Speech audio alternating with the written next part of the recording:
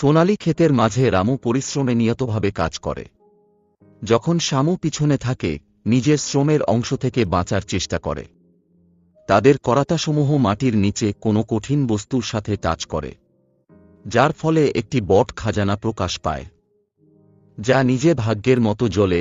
শামু ফিসফিস করে পরামর্শ দেয়, চল যেটাকে অর্ধেক ভাগ করে নিই এবং কারোকে না বলে নিই। কিন্তু রামু দৃঢ়ভাবে উত্তর দেয়, এই খাজানা গ্রামেরই। রাতের আড়ালে শামু রামুর বাড়ির দিকে এগিয়ে যায়, সে ভিতরে গায়েব হয়ে যায়। মাত্র কয়েক মুহূর্তের পরে খাজানা তার দখলে নিয়ে প্রকাশ পায়।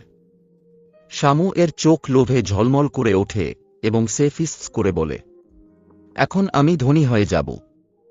মনে সারপঞ্চের খাজানা সম্পর্কে তথ্য উন্মোচন করে পরে অদৃশ্য হন, যার ফলে গ্রামের মানুষদের মধ্যে সন্দেহ সৃষ্টি হয়। গোয়ালাদের অভিযোগে নিরালা হয়, সত্য উদ্ঘাটন করার জন্য প্রমাণ খুঁজে বের করতে তাঁর দৃঢ় সংকল্পিত প্রচেষ্টা শুরু করে। এক চরম সংঘাতে রামু শামুকে লাল হাত দিয়ে ধরেছে, যার ফলে সমস্ত গ্রামের মানুষরা দেখল লুকানো সত্য উদ্ঘাটিত হয়েছে।